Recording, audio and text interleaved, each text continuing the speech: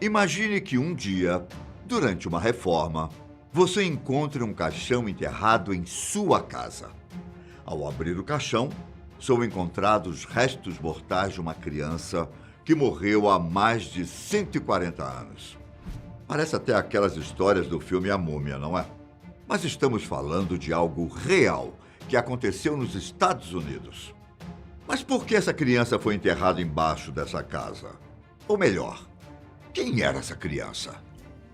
Muito prazer, meu nome é Ivan Lima. Se você não é inscrito, se inscreva no nosso canal. E não se esqueça de ativar o sininho para receber notificações.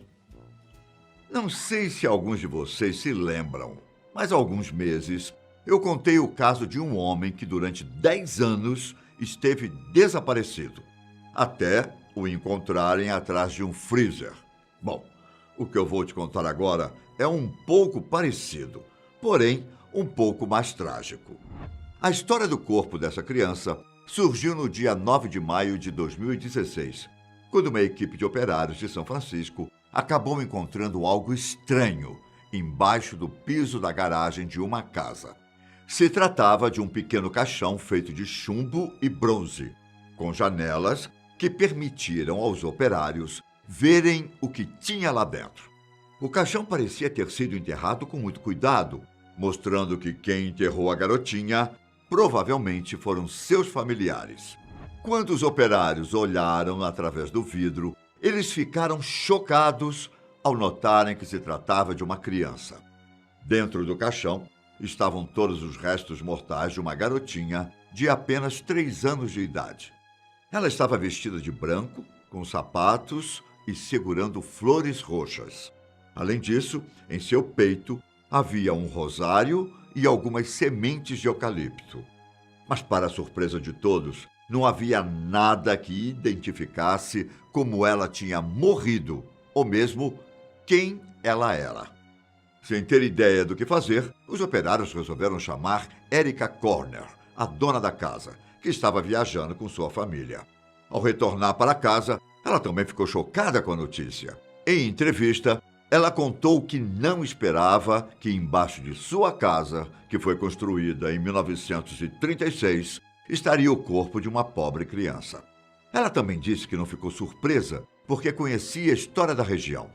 Então quer dizer que há uma explicação para o corpo? Ao menos em parte, sim. Erica disse não ser algo totalmente inesperado, se referindo ao que aconteceu no distrito de Richmond, em São Francisco, que era um local repleto de cemitérios durante o século XIX. Só que, com a chegada do progresso e o crescimento rápido da cidade, o governo aprovou uma série de projetos que priorizavam a construção de casas. Mas então eles construíram casas dentro de cemitérios? Bom, basicamente foi isso que aconteceu. Porém, muitos corpos foram mudados de lugar. Exatamente embaixo da casa de Erica existia um cemitério que foi fechado no final do século XIX. Os corpos que estavam ali foram exumados e levados para novas covas em Colma, uma cidade vizinha. Mas não a menina, que foi encontrada embaixo da casa de Erica. Segundo as autoridades, provavelmente ela foi esquecida ou deixada para trás. Mas a história dessa garotinha estava apenas começando. Bom, eles já sabiam por que o corpo estava lá. Mas e agora? Para a surpresa de Erica, os restos mortais encontrados em sua casa trariam sérios prejuízos. Ela foi informada que, como o corpo tinha sido encontrado em sua propriedade, ela teria que arcar com as despesas do enterro do cadáver. E acreditem, fazer um enterro não é nada barato. Erica tinha 2 opções. Ou ela cobria o orçamento do enterro, que ia de 7 mil a 24 mil dólares, ou ela desembolsava muito mais dinheiro para que uma empresa de arqueologia tomasse conta de tudo. Mas Erica achou que isso não estava certo. Para ela, outras pessoas tinham esquecido um corpo na casa dela há décadas, e ela não era obrigada a pagar por isso. Depois de vários dias, ainda estava sendo discutido quem pagaria pelo enterro.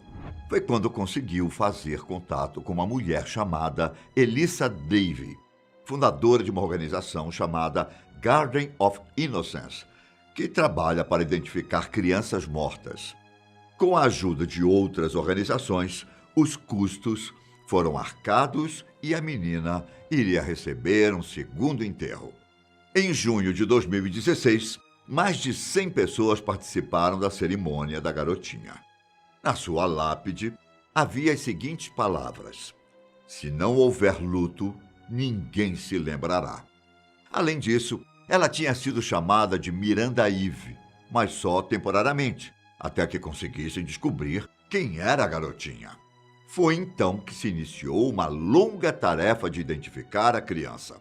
Foram mais de 34 pessoas estudando os mais de 29 mil registros de enterros, fazendo comparações de mapas entre 1870 e 2017, analisando registros de um cemitério que existiu há muito tempo, rastreando árvores genealógicas e análises de DNA.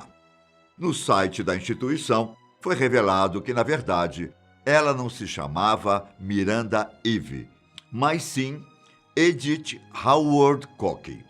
A organização disse que ela nasceu no dia 29 de novembro de 1873 e morreu no dia 13 de outubro de 1876. A causa da morte? As amostras mostraram que a garota tinha parado de mamar um ano antes da sua morte, colocando sua idade entre 2 e 3 anos e meio quando morreu. Eles também sugeriram uma mudança na dieta, que ocorreu alguns meses antes da morte. Segundo os especialistas, sua morte se deu devido a uma forma crônica de desnutrição chamada marasmo.